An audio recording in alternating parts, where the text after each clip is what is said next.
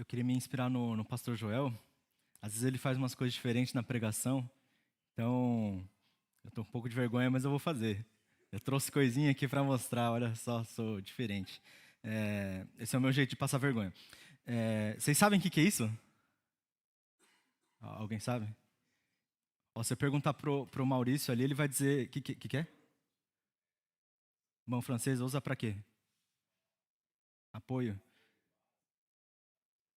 Ah, sim. Eu já vi vários lugares que... Esse aqui, inclusive, eu comprei numa fotinho que tinha prateleira, daí lá, letra pequena, não vem prateleira, né? Só vem a mão francesa. Daí eu falei, nossa, né? Serve, acho que talvez para colocar, né, suporte assim. Mas aí eu me lembrei que, nossa, acho que eu já escutei a palavra em outro contexto assim, né? Aí eu ia me ousar dizer coisas mais chiques assim, mas a minha tia arquiteta, ela sabe mais, né? Mas eu descobri que também tem usos de decoração, até. Tem formas diferentes, até materiais. Esse aqui é de metal, existem de madeira, de pedra, para colocar, até pendurar coisas, né? Lâmpadas, outros tipos de decoração, outros tipos de sustentação também, não só uma estante em cima, serve para muita coisa diferente e dependendo de como cada um usa, vai ter uma forma diferente que vai ser usado. A gente tem um jeito muito especial de usar a mão francesa. Eu não sei se os irmãos já notaram, o pessoal que está presencial, ali em cima tem uma câmera. Ela está em cima de uma mão francesa. A gente chama isso de tripé diferente. É o nosso tripé da câmera. O pessoal online também consegue assistir. Vai colocar aqui, né? Cadê a câmera? Já colocou? Então tá bom. É bem diferente. Olha só aqui, né? O pessoal online. É bem esquisito. A gente pensava assim, nossa, será que vai cair, né? A câmera do Daisuke, né? Meio caro assim. Mas no site dizia que ela aguentava mais de 6 quilos, a câmera tem 1 quilo. Então a gente colocou lá e a gente não sabia se ia dar certo, por mais que estava escrito que ia dar certo, porque a gente nunca usou para isso. Quando é um uso novo, a gente tem que descobrir como fazer as coisas, a gente tem que manejar diferente e precisa descrever, né? Porque se eu só pegar e colocar isso aqui em algum lugar, alguém que talvez não conheça ou nunca tenha ouvido falar, vai pensar, nossa, acho que isso aqui é a asa de alguma coisa, mas está quebrado porque está com um furo aqui no meio, vai usar de uma maneira, um ângulo diferente, e talvez não serve para nada. Se isso daqui não tiver um uso, não for descrito de alguma forma, não tiver um nome, não serve para nada. Mas isso daqui é um suporte, é uma mão francesa. E, semelhantemente, eu trouxe mais coisa. Esse daqui, vocês sabem o que é? Eu disfarcei para ficar mais discreto. A pessoa vai ter que chutar. Alguém tem alguma? Não, não é uma Bíblia. Outro chute. É quase que nem uma Bíblia, né? Só que. Oi? Não, não é devocional. É um livro normal que eu queria que fosse. É um livro, né? Só que eu encapei diferente aqui para ficar escondido. Esse livro aqui eu comprei quando eu estava no seminário, que eu pensei, nossa, eu preciso investir para estudar mais, né, das coisas e aprofundar meu conhecimento na palavra. Eu nunca li. Mas é um livro de consulta, né? Então a gente pensa assim, talvez é para abrir de vez em quando, checar uma parte ou outra. Eu nunca chequei também. Mas aí, depois eu me formei até, né? Passou um tempo, eu falei, nossa, não foi barato, né? Aí, na época, seminaristas, né, da ESC Vitória começaram a fazer seminário, eu falei assim, nossa, né? Se vocês quiserem usar, né, um livro aqui tá novinho, né? Aí eu dei, assim, e para mim ele só era um peso de porta, que eu nunca tinha usado, né? Eu tampei a capa só para, né, ninguém se sentir ofendido por qual livro que é, né? Não é necessariamente o livro é ruim, é só porque eu nunca tinha usado mesmo. Mas a nossa cooperadora Vitória é mais criativa que eu. E ela também é mais estudiosa. Então você imagina que ela vai usar de uma maneira muito diferente do que eu só tinha deixado lá pegando poeira. O monitor dela estava muito baixo. Aí ela colocou embaixo assim, ficou na altura certinha. Aí ficou lá, por um bom tempo. Mas agora eles estão abrindo espaço para as coisas do bebê, então, né, devolveram esse livro, que para eu usar de alguma forma na minha vida, resolvi trazer hoje. Esse daqui, então, vai ser o único uso que eu tive para esse livro. Ele é um livro. Eu disfarcei ele para ele ficar meio, né, confuso, assim, parece uma Bíblia, mas não muda o fato de que ele é um livro, não muda o fato de ele ter o conteúdo de um livro. Ele continua sendo um livro. Só que porque eu nunca usei como livro, ele não tem mais a razão de ser um livro, ele não tem mais o mesmo propósito. Ele é um livro na essência dele, mas ele não está sendo usado como um livro. A gente podia até dizer, talvez ele não seja tanto assim um livro, né? Uma argumentação esquisita, né? Mas ele perde o seu uso, ele perde o seu propósito se eu não coloco em prática. E isso é uma ilustração assim para a gente pensar que às vezes as coisas, por mais que não tenham uma mesma aparência, elas continuam sendo o que elas são. Um livro que não tem aparência de livro ainda é um livro, mas o uso faz mais diferença do que a aparência, do que o nome que a gente dá, ou até do que o motivo que a gente compra ou como ele se parece. Se a gente não usar da forma como ele foi feito para ser, ele não vai ser um uso. E mesmo se eu usar de alguma outra forma, ele vai ter alguma utilidade para outra coisa. Por exemplo, ele foi um suporte de monitor, ele foi uma ilustração de mensagem, ele ganhou outros nomes, ganhou outra essência. Ele pode ser um livro, mas o uso é o que vai direcionar para a essência dele. E na nossa vida, a gente é muito semelhante. A gente tem falado na nossa série, a gente está seguindo o livro de Pedro, a carta de Pedro, né? E a série a gente chamou de Pés no Chão ou Pés na Terra, porque Pedro fala aos seus ouvintes que nós somos peregrinos. Nós estamos num mundo muito complicado, cheio de circunstâncias difíceis, passando por provações, passando por dificuldades, e diante dessas coisas, a gente não pertence nelas, mas a gente está nesse meio. A gente está peregrinando nesse mundo, mas nós somos chamados para viver uma vida de santidade. Nós estamos ao redor com várias aparências diferentes. Nós estamos nesse contexto e talvez disfarçados nesse meio. Mas nós somos chamados para ser outra coisa. O uso que Deus tem para a gente não é o mesmo uso. A gente pode estar na mesma biblioteca que esse livro, mas Deus chamou para ser outra coisa. Não para ser um livro normal, mas para ser um grande suporte de monitor, talvez, né? A gente foi chamado para ser algo diferente. Nós somos chamados para viver um estilo de vida de santidade, e Pedro explica isso, a forma como a gente vive.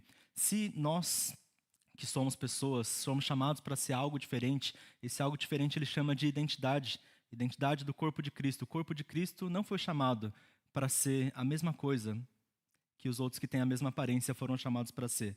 Ele foi chamado para ser algo diferente, porque o uso é diferente, tudo muda. A gente está falando sobre santidade bastante, e agora Pedro fala por que a gente quer viver a santidade, por que a gente quer viver esse estilo de vida. O propósito do corpo de Cristo aponta pelo que ele vai ser usado, e o que ele é usado constrói algo. Pedro fala que ele edifica algo, e a gente vai falar que o corpo de Cristo edifica o templo espiritual. Eu vou ler o texto, lá em 1 Pedro capítulo 2. À medida que se aproximam dele, a pedra viva rejeitada pelos homens, mas escolhida por Deus e preciosa para ele, vocês também estão sendo utilizados como pedras vivas na edificação de uma casa espiritual, para serem sacerdócio santo, oferecendo sacrifícios espirituais aceitáveis a Deus por meio de Jesus Cristo. Pois assim é dito na Escritura: eis que põe em Sião uma pedra angular, escolhida e preciosa, e aquele que nela confia jamais será envergonhado.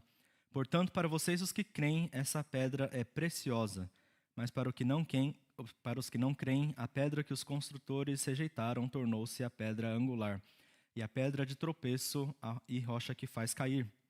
Os que não creem tropeçam porque desobedecem à mensagem, para o que também foram destinados. Vocês, porém, são geração eleita, sacerdócio real, nação santa, povo exclusivo de Deus, para anunciar as grandezas daquele que o chamou das trevas para a sua maravilhosa luz.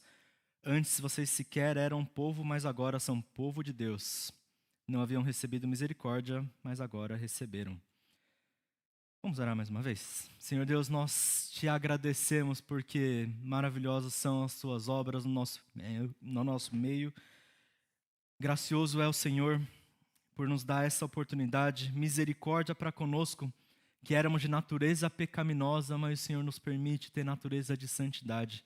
O Senhor nos chamou para sermos teu povo, e o Senhor nos dá a tua palavra, a tua revelação para nós meditarmos. Sê conosco nesse momento, para que o teu Espírito possa guiar nossos olhos, guiar nossa meditação, para que o Senhor fale aos nossos corações e traga transformação constante nas nossas vidas, cada vez mais perto de ti, mais direcionados ao Senhor, para que nós possamos viver uma vida que tem práticas coerentes com o teu evangelho, com a tua santidade. Nós oramos, nós te agradecemos por essa oportunidade de meditar mais uma vez na tua palavra, em nome de Jesus, amém. Jesus é colocado aqui como uma pedra. A gente sabe que Jesus era uma pessoa, mas Pedro ele descreve Jesus como uma pedra. Não uma pedra normal, uma pedra viva. Não um livro normal, um livro diferente. Jesus ele é uma pedra viva que ele era rejeitado pelos homens. Está escrito assim nos primeiros versículos, eu vou reler só uma parte, mas pode colocar tudo de novo. À medida que se aproximaram dele, a pedra viva, rejeitada pelos homens, mas escolhida por Deus e preciosa para ele. Vocês também estão sendo utilizados como pedras vivas. As provações e conflitos que a igreja passava mostra não apenas que era difícil o momento que eles estavam, mas que Jesus estava sendo rejeitado mesmo depois de Jesus já ter voltado aos céus, porque essa igreja carregava o nome de Jesus. Essa igreja representava quem ele era e como as pessoas tratavam eles. Era como eles lidavam, como eles respeitavam, como eles achavam sobre o nome daqueles que eles levavam. As pessoas que talvez confrontavam o testemunho da igreja, as pessoas que dificultavam as questões, estavam talvez olhando para a igreja, olhando para as pessoas, mas em última instância eles estavam rejeitando a palavra de Jesus Cristo. Ele foi rejeitado enquanto ele era vivo, pessoas não creram na sua palavra, pessoas perseguiram ele, ele foi inclusive crucificado por pessoas que rejeitavam a palavra que ele tinha para dizer. E por mais que rejeitado por pessoas, ele foi escolhido por Deus. Como profeta, a gente poderia imaginar, talvez, nossa, né? Que profeta fracassado, porque ele pregou e as pessoas, muitos não creram, talvez uma quantidade muito maior do que a gente tem registrado, e ele foi ainda morto pelas pessoas que deveriam estar se arrependendo.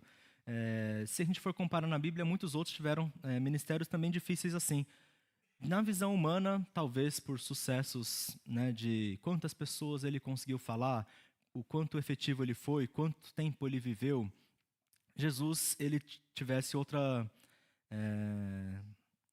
forma de descrever. Mas por Deus ele foi escolhido e por Deus ele teve uma efetividade, porque ele pregou salvação que chegou até hoje a mensagem dele, até nós, por mais que ele começou pregando para os judeus, ele pregou o reino de Deus e para alguns ele não foi rejeitado. E para aqueles que não rejeitaram, viveram algo diferente, porque ele foi escolhido por Deus e por ele era precioso.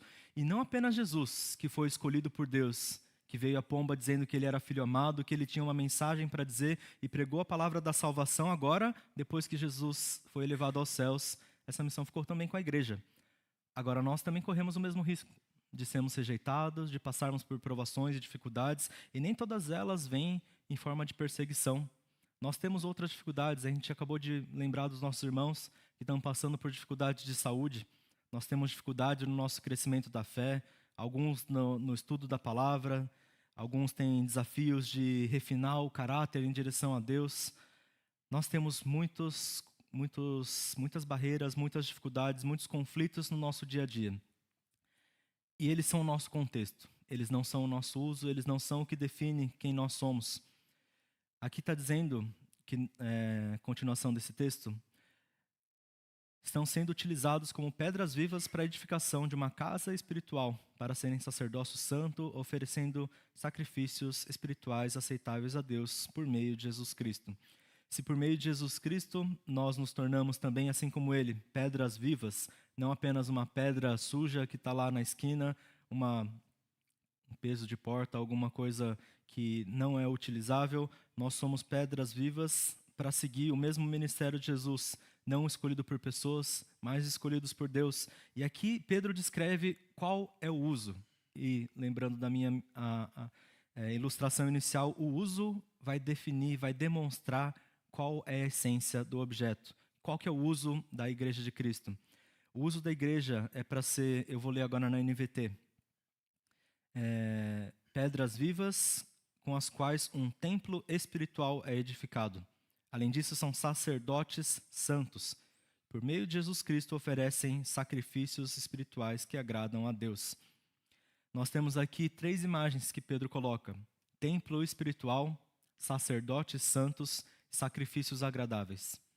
O sistema da adoração de Israel, lá nos tempos antigos, quando Deus começou a instruir o povo, lembra que Deus instruiu o povo no deserto, eles receberam leis, como adorar a Deus, como preparar as coisas, entender o zelo que deveriam ter pela santidade, e lá eles faziam no tabernáculo no deserto. Mas quando chegaram na terra prometida que Deus tinha dado para eles, eles construíram um templo de adoração a Deus. Era o sonho de Davi, Salomão sucedeu esse sonho, construiu o templo de adoração, e no templo era o lugar onde era feito os sacrifícios de adoração.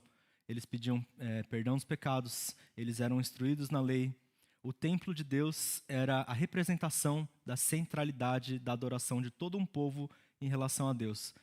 Mas eles podiam confundir como o templo era uma coisa física, eles pensavam que talvez o templo fosse o centro da adoração a Deus. O templo fosse a coisa mais importante, os sacrifícios, quanto sacrifício você vai fazer, qual a qualidade. Saul se confundiu achando que se ele sacrificasse mais seria agradável, e Samuel disse que ele não deveria ter feito isso.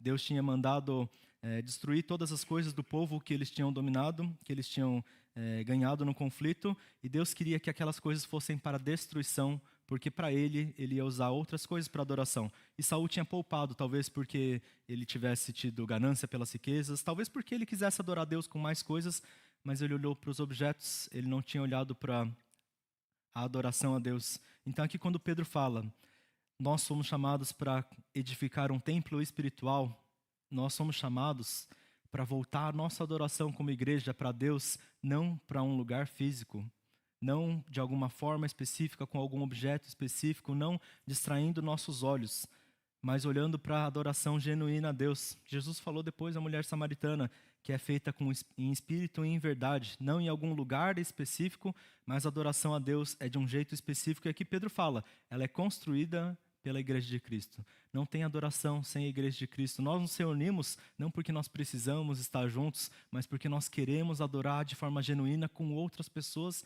ressoando que Deus é bom. Nós somos corpo de Cristo e sozinhos nós não somos.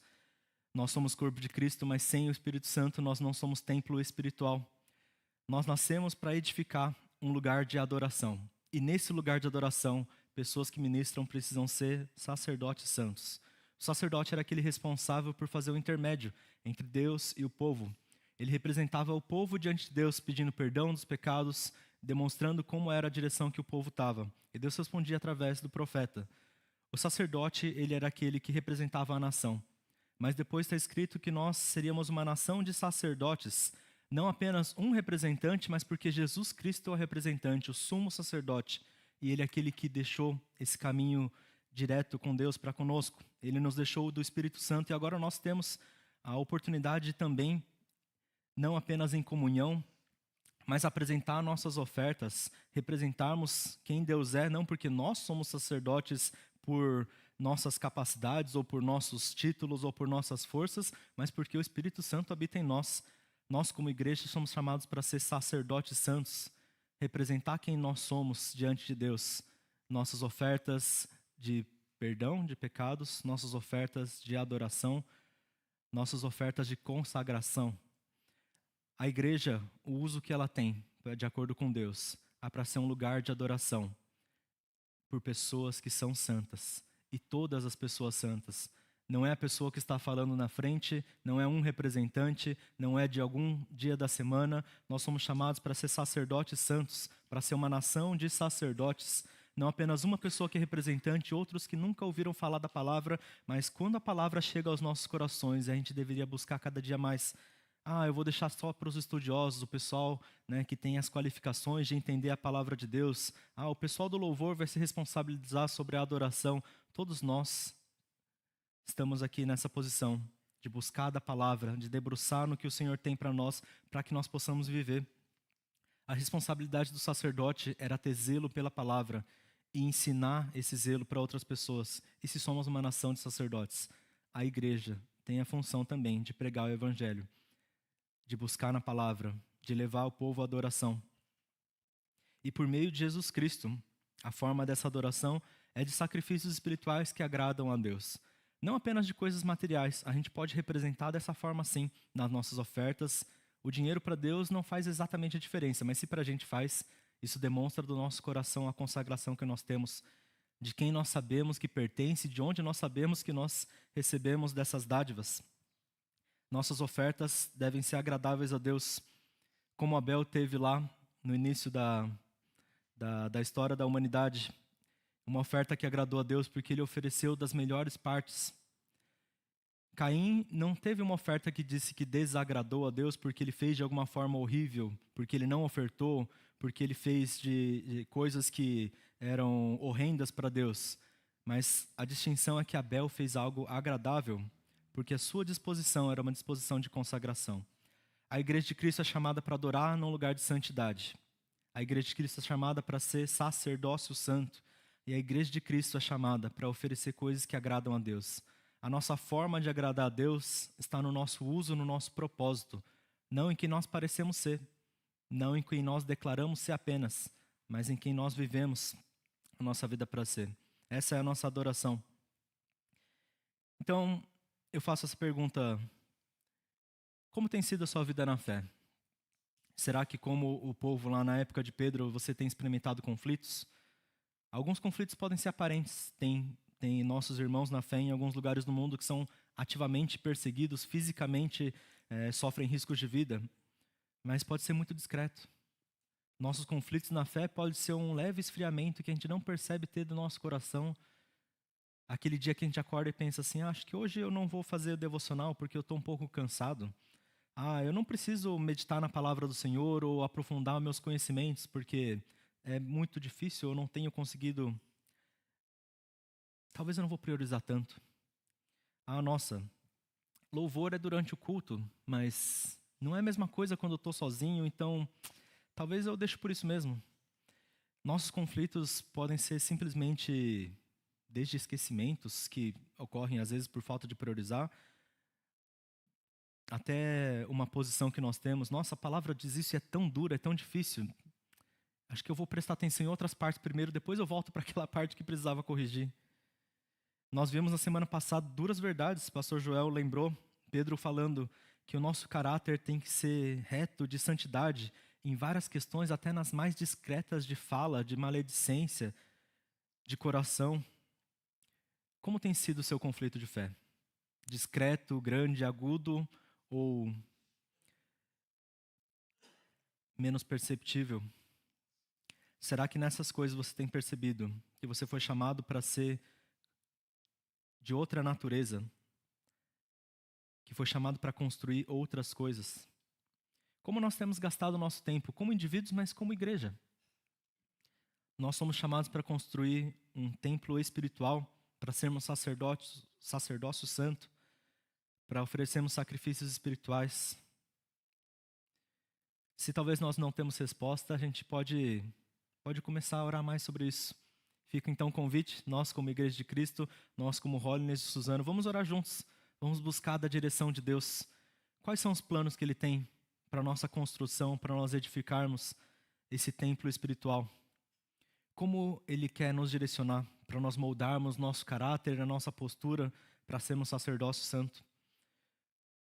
O que nós desejamos oferecer, gastar nosso tempo em nossa adoração, para ser um sacrifício agradável?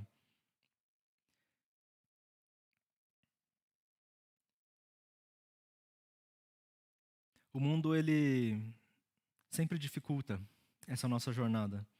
Seja por perseguição, seja porque a cultura é muito diferente, as verdades às vezes bagunçam a nossa forma de pensar. Sejam por causa dos pesos que nos abalam, das dores e da saúde que fica pesada. Mas se nós sabemos o uso que Deus nos programou para ter, o chamado que Deus tem para a sua igreja, nós entendemos que nós somos peregrinos aqui, mas nós temos outra natureza, nós temos outro propósito. E esse propósito Pedro coloca aqui de algumas formas interessantes. Ele faz 3 citações de versículos de Salmos e Isaías. Nos versículos seguintes ele diz assim, a partir do versículo 6. Pois assim é dito na Escritura: Eis que ponho em Sião uma pedra angular, escolhida e preciosa, e aquele que nela confia jamais será envergonhado. Portanto, para vocês, os que creem, essa pedra é preciosa, mas para os que não creem, a pedra que os construtores rejeitaram tornou-se a pedra angular, e a pedra de tropeço e rocha que faz cair. Os que não creem tropeçam, porque desobedecem à mensagem, para o que também foram destinados. E as citações aqui, se der tempo de colocar, mas eu vou ler também. Pedro, nesse primeiro momento, ele fala: eis que põe em Sião uma pedra angular. Ele está falando de Isaías. Isaías que falou também ao povo de Israel, o povo que estava vivendo uma época de impiedade, precisava mudar o coração. Lembrando que o profeta era aquele que falava em nome de Deus para o povo. Ele teve uma palavra para dizer que todas as coisas que eles estavam se apegando, se segurando, na impiedade deles não era aquilo que Deus tinha, não era aquilo que daria segurança. Ele fala que quem segurar na pedra preciosa, a pedra angular, que é um alicerce seguro, e confiar nela não será abalado. Não quem confiar na força da sua nação, na sua história, no seu monte, na sua forma de adorar. Isaías está confrontando o povo para dizer que quem confiar na pedra angular, quem confiar em Jesus Cristo não será abalado. E aqui Pedro diz que se nós somos da mesma forma, nós também devemos confiar em Cristo. E depois ele cita o Salmo 118, a pedra que os construtores rejeitaram tornou-se a pedra angular, e isso vem do Senhor, e é algo maravilhoso para nós. Diante das perseguições e risco de vida que o salmista passava, ele disse que vem algo maravilhoso. Nós temos algo diferente, e isso vem de Deus. E por mais que algo maravilhoso possa vir em nossa direção, alguns aceitam e alguns não. E aqueles que rejeitam, para aqueles que rejeitam, se tornou pedra angular, mas o que vem do Senhor é maravilhoso. Ele coloca então uma distinção. A nossa postura faz diferença. Se no primeiro momento nós entendemos que nós temos segurança em direção à pedra, aqui ele relembra também que o contrário é verdade. Aqueles que rejeitam não recebem do que é maravilhoso de Deus, e não apenas não recebem, depois ele continua dizendo, citando Isaías 8, para os dois reinos de Israel ele será um santuário, mas também uma pedra de tropeço, uma rocha que faz cair, e para os habitantes de Jerusalém ele será uma armadilha e um laço. Por um lado pode ser um santuário, mas por outro, para aqueles que o rejeitaram, se tornará uma pedra de tropeço e uma rocha que faz cair. Não tenha uma vida tranquila, sem Deus, mas sem problemas, sem condenação. Ou a gente tem uma vida cheia das maravilhas de Deus, ou a gente tem uma vida cheia dos tropeços sem Deus. Esse também deve ser um dos nossos motivos de continuar pregando da palavra do Senhor, porque talvez muitas pessoas que parecem estar vivendo uma vida tranquila estão caminhando para o tropeço, sem a palavra do Senhor, sem as maravilhas, sendo uma armadilha tudo que eles conhecem. Diante do povo que estava tendo tão falta de temor, tanta impiedade, o Senhor divide o que é santuário e o que é tropeço. Não tem meio termo. Um livro, talvez eu possa usar como meio termo, né? Eu uso de vez em quando, eu penso nele, ele é um livro para consulta, então não vou ler todos os dias. Ou eu posso ir no outro extremo e usar ele como suporte. O livro pode ser usado para muitas coisas, mas a vida na fé não é. A nossa identidade não é. A nossa identidade de pedra pode ser de pedra de tropeço, porque nós tropeçaremos, ou pode ser de pedra viva para edificação de coisas de Deus.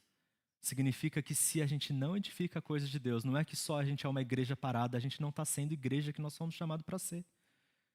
Nós, como igreja, precisamos sentir mais essa urgência. Não de viver uma vida na espiritualidade, ignorando o que existe aqui na nossa vida palpável, mas o que Pedro e o que Jesus Cristo nos ensinou, que a vida espiritual é aplicar no nosso dia a dia, como comunidade também.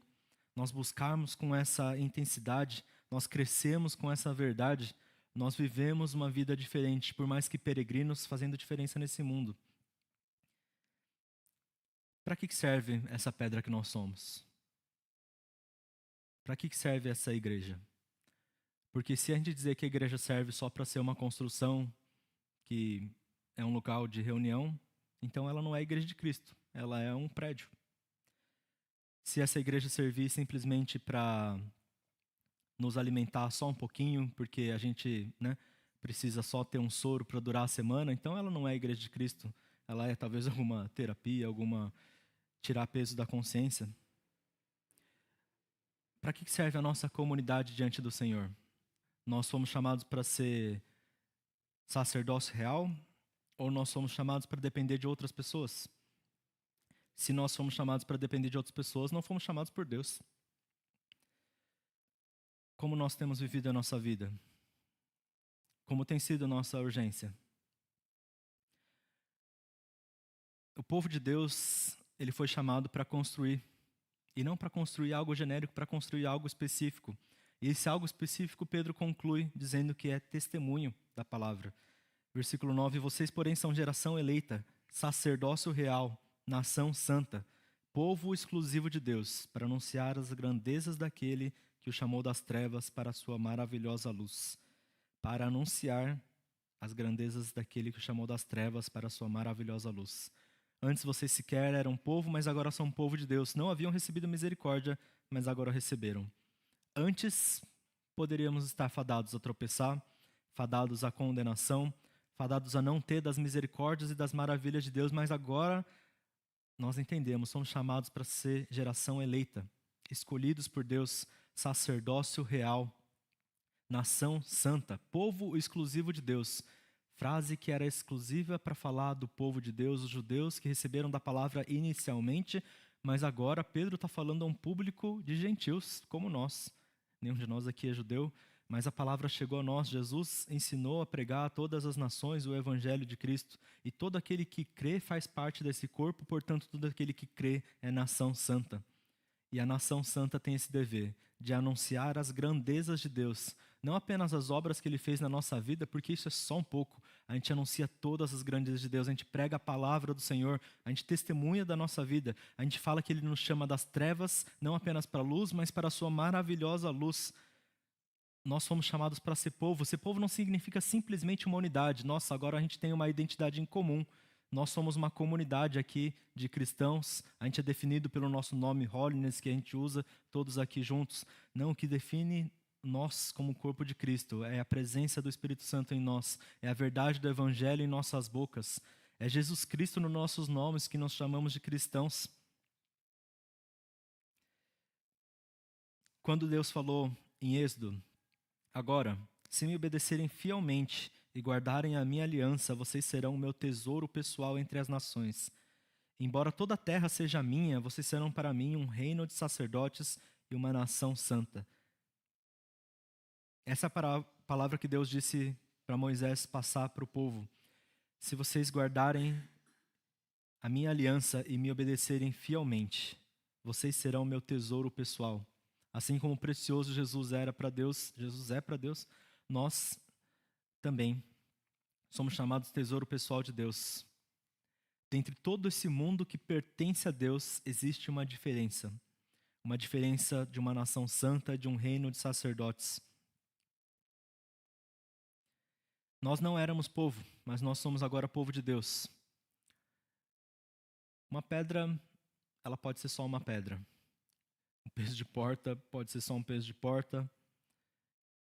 Pode ser um livro de consulta. Mas uma pedra que Deus escolhe, se Ele escolhe usar, ela é nação santa. Uma igreja que Deus escolhe usar é nação santa. Uma vida que Deus escolhe usar é uma vida consagrada.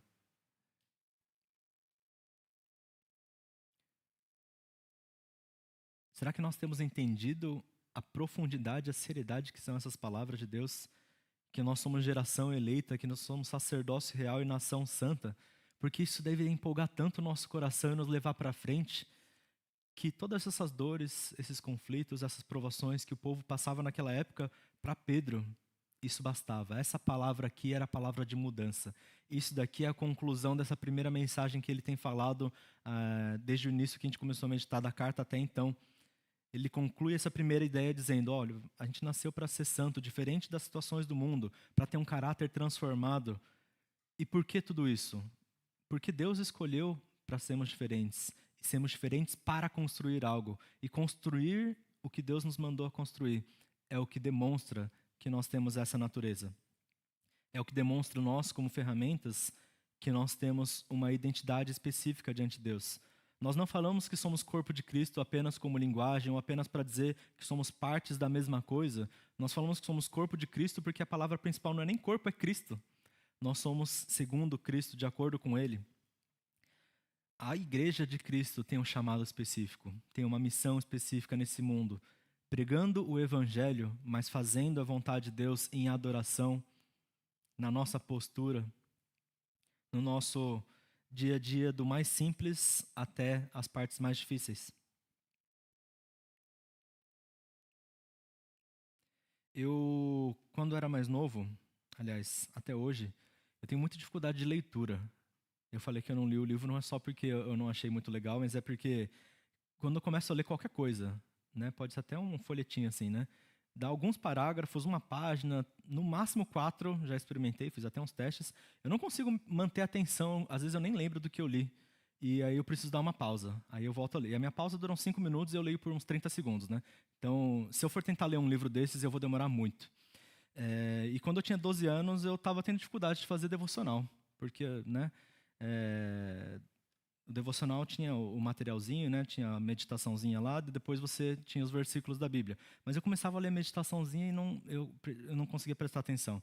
Aí eu ia lá na escola bíblica e eu não conseguia ler o material. Aí um dia eu resolvi, né? Eu estava lá, 12 anos, eu não tinha muita ocupação, então eu estava um pouco entediado e minha Bíblia estava lá do lado, eu resolvi abrir no livro de Samuel. E daí quando eu percebi, eu terminei o livro de Reis. São 4 livros da Bíblia, né? Para alguém que não conseguia ler, foi muito chocante. Não apenas porque eu tinha chegado lá, mas porque eu lembrava. Isso foi a primeira vez que aconteceu na minha vida.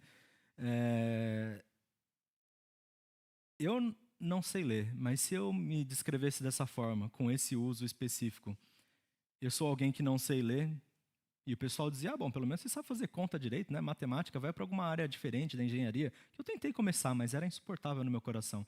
Deus, ele despertou algo diferente. Ele me escolheu, por mais que eu mesmo tinha rejeitado o meu coração, para ter um outro uso. Eu consigo meditar na palavra, e apenas na palavra exclusivamente, porque eu não consigo ler outras coisas, porque Deus chamou. Ele nos chamou, mas isso não é só cobrança para a nossa parte como igreja. Ele nos capacita, ele nos faz crescer, ele nos instrui. Nós somos igreja de Cristo. Nós devemos levar isso como alegria e não como esse medo de cobrança de que nós temos muitos deveres do que fazer. Nós somos incentivados aqui por essa palavra de esperança e por essa palavra de envio. Somos igreja. O que nós vamos fazer com isso? Porque o nosso uso vai definir a nossa identidade. Vamos orar? Senhor Jesus, nós cremos na Tua palavra. A Tua palavra que nos incentiva a sermos diferentes desse mundo que estamos imersos. A Sua palavra que nos chama a ser santos diante da nossa natureza nativamente pecaminosa. E por conta própria nós não conseguimos fazer diferença, nós não conseguimos sequer dobrar os nossos joelhos diante do Senhor sem a Sua ajuda. Nós não sabemos para onde ir, nós não conseguimos ter uma só voz como igreja, mas nós cremos que o Senhor tem poder para nos levar para a Tua direção, para ser luz no nosso caminho, para nos fazer ser igreja que não é apenas definida por palavras, mas por ações. Uma igreja que tem um uso de edificação e de santidade. Uma igreja que prega o Teu evangelho coerente com a Tua palavra. Então nós te pedimos, Senhor Santo Deus, traz luz para os nossos dias, traz santidade para a nossa casa. E nos ajuda como igreja a cumprirmos esse papel que o Senhor nos chamou para ser. Ser geração santa, ser geração eleita, nação santa diante do Senhor. Que o Senhor faça dessa igreja e da Tua igreja nesse mundo, uma igreja que vive de acordo com essa vocação, uma igreja que é capacitada, que é cheia de incentivo, que se sente alegre por viver na Tua direção. Desperta nos corações a Tua vocação específica também em nossas vidas. Que o nosso tempo não seja simplesmente gasto para sobreviver ou para os nossos próprios prazeres, mas que a nossa vida seja dedicada, consagrada completamente ao Senhor. Que o Senhor desperte dons aqui nessa igreja, que pessoas possam abrir os olhos para ver como eles podem caminhar mais na Tua direção, debruçar mais na Tua palavra, mergulhar nas Tuas escrituras. Abre nossas bocas, destrava nossos corações para que nós possamos dizer palavras de edificação, dizer palavras de amor uns para com os outros, palavras de esperança para aqueles que não conhecem do Teu evangelho. Nos faz entender que a Tua missão é verdade em nossos dias e a realidade para a Tua igreja. Nos ajuda nessa caminhada e nos dá ousadia nessa direção. Nós pedimos em nome de Jesus, nós oramos. Amém.